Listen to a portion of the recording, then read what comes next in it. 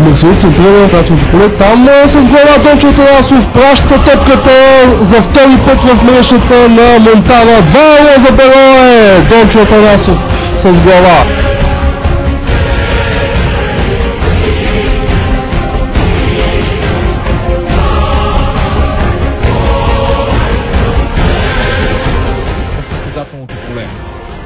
Дончо Атанасов, елегантно, покрай удар, с удар към вратата, греда! Изключително изпълнение на Дончо Атанасов. Най-красивият момент в матча, отлично към вратата, мал шанс за него. Страхотно първо полувреме ни предлагат отборите на Левски и Черно море. Много динамичен футбол, ситуации пред двете врати. Резултатът остава 1-0, непроменен.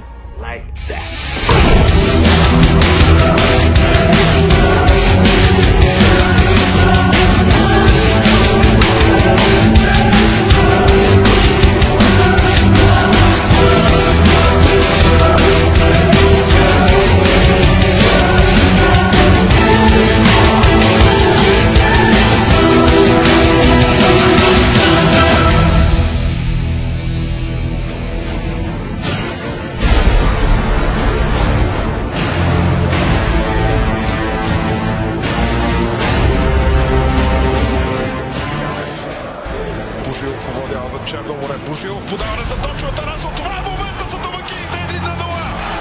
79-та минута на срещата. Черно море Варна повежда срещу ЦСК с 1-0. Гол на Дончо Атанасов.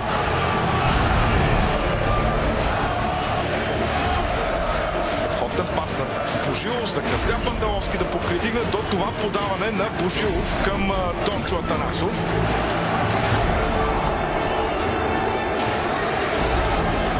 Виждате.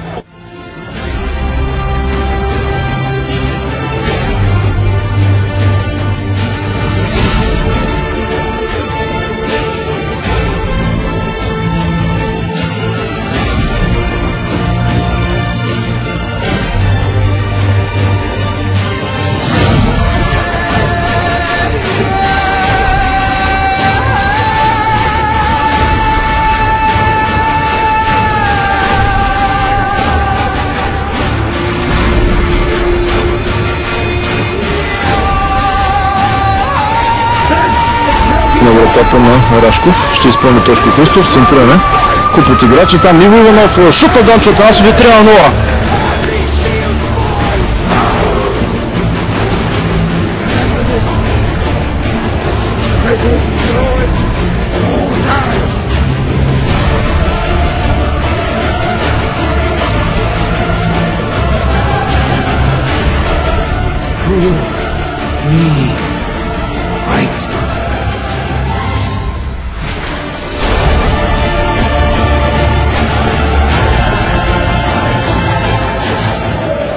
Защитникът на видимост. Да се справи, но тук бърка. Дончо Атанасов с топката. Адемар е там на Дончо Атанасов и това е гол. Топката преминава през мрежата за Черно море.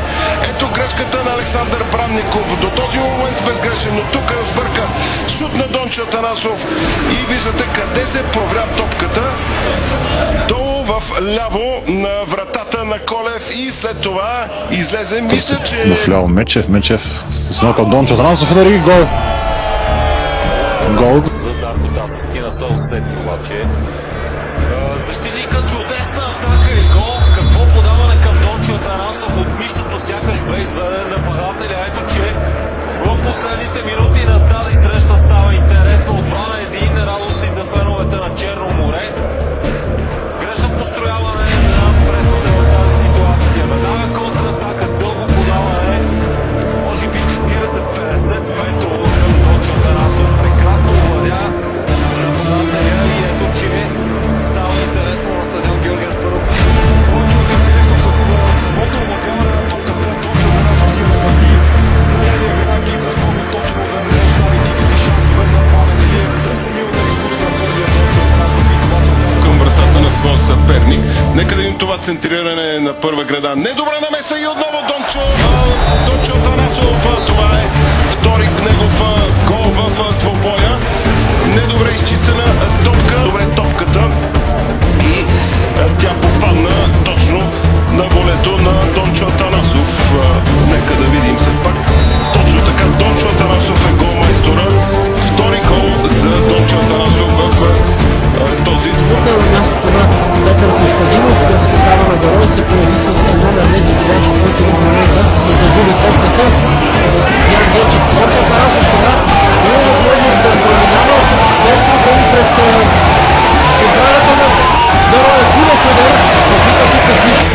Георги Антонов чупва топката. Дончо Атанасов!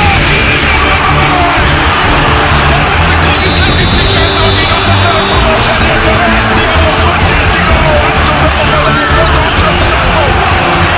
Невероятна радост за публиката по трибуните на градски стадион в Ловече. Младен Мичев близо 95% от привържениците на стадиона са фенове на Барона. Дончо Атанасов успява да донесе, може би и победата, защото едва ли ще има време Черноморец помоли да стигне до изходителен гол до края на срещата. Берое стара за гола повече от резултата. В 92-та минута е отбелязано това попадение. Той става Дончо Атанасов. Определени просто веднъж ситуация бе Иво Иванов. Със съгледно може би Георги Антонов чувства топката към Дончо Атанасов и наистина отбраната на Черноморец Поморие, която се справи великолепно в тази среща накрая, се пропука от една на пръв поглед не толкова опасна ситуация. Втора смяна в Черноморец Поморие.